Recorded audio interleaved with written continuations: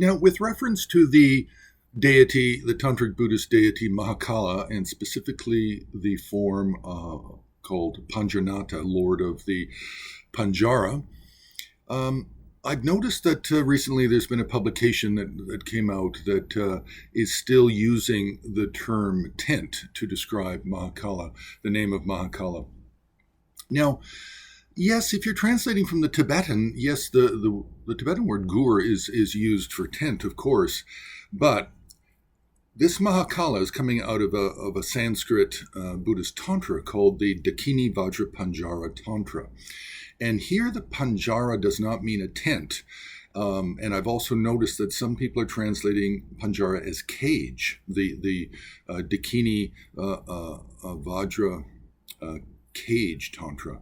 Now, this is also, I think, inappropriate because we have to understand that in this sense and this use of the term Panjara, it's referring to a canopy or a pavilion, and to be extremely specific, it's referring to an enclosure. And this Panjara, it means a complete enclosure. It's a Vajra enclosure. And what that means is it means a circular three-dimensional space with a ceiling, a roof, and a floor. And the space, this architectural three-dimensional form, is completely composed of Vajra scepters. It's composed of Vajra scepters as small as a dust particle, and also as large as beams in a house.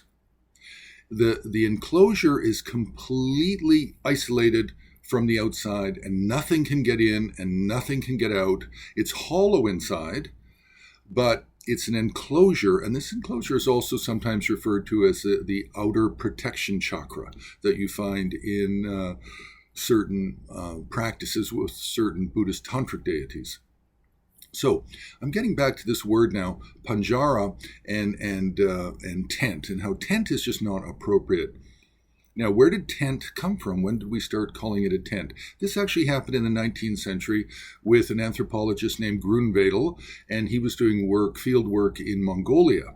And the Mongolians just said, oh, this is Mahakala of the Gur. And so he just simply translated that from the Tibetan and just called it a tent because Mongolians lived in tents, and Mahakala was a protector of Mongolia, and therefore it's the Mahakala of the tent, and it relates to actually a soft, pliable, foldable tent. And this is just not the case. What it's referring to is this Vajra scepter enclosure that is described in Buddhist tantric theory.